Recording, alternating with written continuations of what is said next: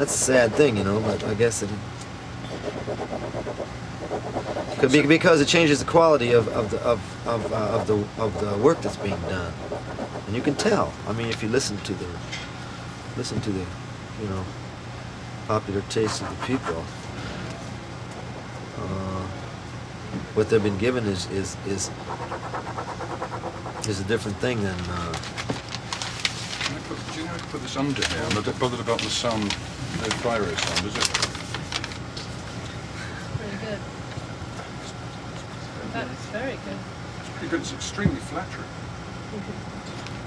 Can you just say a bit more about the sort of music that, as you say, people are being fed out of this, what I suppose is this vast money. Well, but it's about to change. It's about to change. It's about to change. It will change. Yeah, you know, machines are making most of the music now. Have you noticed that? Have you noticed that all the songs sound the same? I mean, I don't know if you've noticed that. I mean, that I mean, you could be hearing one song. I mean, you could take the lyrics from another song and put it right onto because the rhythms are the same. You know, the drum and the drones are the same, and the machines can only do so much. You know, they can only make it sound different so many different kinds of ways. So it doesn't sound different. It sounds all the same. And now that's good for the industry because a lot of people invent these machines and need, you know, and sell these machines. Plus, it's also very good because a person now, the good things you can do with them is you could have your own little band, like a one-man band with these machines. You know what I mean? But that's not the point. The point really isn't to be a one-man band unless you can play an instrument like a one-man band, you know. I remember Roger McGuinn years ago, he used to take a tape recorder up on the stage long before synthetic music became popular, and he used to play the background track from one of his songs, and he'd stand there and sing it. That was done. I think he was probably the first person ever to do that. But that type of music doesn't have any roots, and it doesn't have any foundation to it, you see. And so man, I really messed you up on one side here. But then there's a lot of kids all around. They just don't like it, and so what they're doing is, I mean, they just buying instruments and playing, but they're not listening to those records either. They're listening to the old records. So there's a lot of young groups, a lot of young kids that are playing music, which I see, which play the old style of music, and they're all kids now, but in 4 or 5 years they won't be, and that it's all going to turn around. It's all going to turn around. That's what I see anyway. Is that going to be good? Oh yeah, because you know, there are certain rules and regulations to it. I mean, you just don't sit down and write a song. You know, I mean, there's a certain amount of learning you have to, you know, to go through to get to that point, and not only living experience, but I mean, you also have to learn how to, you know, you have to learn how to play an instrument, some kind of, you know, you have to carry some kind of tune, I guess. So yeah, that is going to be good. That's going to be good.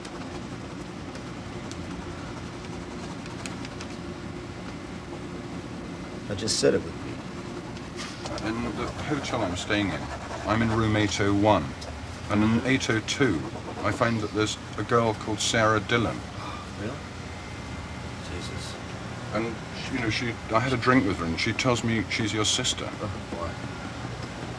What does she look like? She says that she looks very like you. I mean, she's dark. She's 10 years younger than you, and she has this extraordinary delusion. Well, there are people who follow me around, and they have passports, and they have driver's licenses, and they all have Dylan as their name. You know, what can I do about that? You know, I can't do nothing about that. They change the name on their birth certificate and all that. You know, what are you asking me about? I mean, I don't know. I suppose because I found it slightly frightening. I mean, I personally... Well, you should report her to the local constable or something. She's an impersonator, I guess. You know, I don't know. One does think about John Lennon getting shot, and maybe you have to worry about something like that. You know, what have you made some sort of decision that you're not going to? What decision?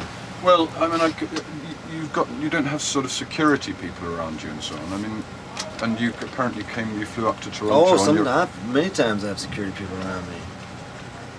Oh, you just can't see them, that's all.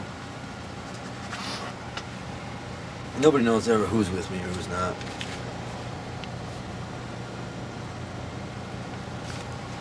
I don't advertise who I come in with.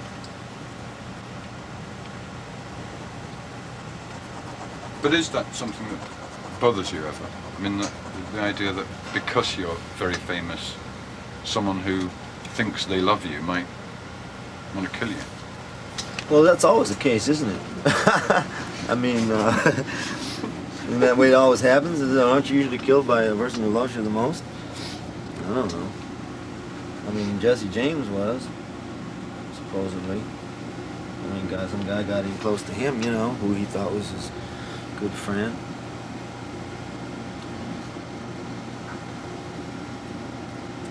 What do you think of the drawing? I don't know. A bunch of things that I don't like about it.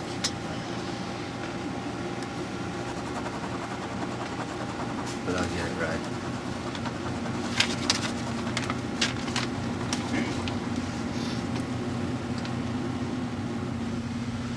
It's like, I got enough love around me, you know? So I don't need no people's love. I don't need to go out to play to a crowd of 20, 30, 50,000 people for their love. Some performers have to, you know, but I don't. I got enough love just in my immediate surroundings, so I don't care. I don't need. You know what I'm talking about? I'm listening because I'm fascinated by what you're talking Yeah. about. I mean, that would account for why. Well, that accounts for why a lot of entertainers do what they do, because they want the love of another group of people, you know. And I don't do it for love. I do it because I can do it and I think I'm good at it, you know. And that's all I do it for. Does that explain why the other evening at the sort of mock concert, you didn't sort of say anything to the audience? You know, people in the press, they said, well, people all turned up to this thing, and why didn't John just say hello? I mean, What was I supposed to say hello for? It got nothing to do with me. I'm there making a movie. I'm not there in a crowd. What, are you serious? Yeah, I'm serious. That's what they said. You know, Well, why didn't you tell them? Oh, no, I mean, I just read it in the paper, and that made me wonder. I thought, well, why didn't you just say, oh, I would. I'd feel the pressure. I I'd feel tell you, the pressure. no matter from what everyone. you say, it's not enough, is it? You know, if I could have gone, I'd say, hello, everybody. How you doing out there? And, you know, they say, play a song, bro. Play a song. I say, man, I don't feel like it right now. Then that would be in the press. Well, John was there. You know, he was grumpy. He was moody. He was a recluse. He came out for a few minutes and he said hello to the audience, and he went back into his trailer or something, into the seclusion of his own little kingdom, which is what, you know, people would say. I mean, it's Well, always- I'm just actually quoting you almost verbatim. Something has been said. But it's always a losing situation. What? In terms of, Not for of me, what- of because what- I don't play that game.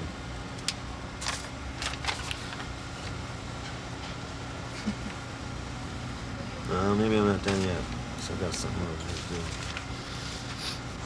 I don't play that game. And you wouldn't either if you were in my shoes. You wouldn't play that game.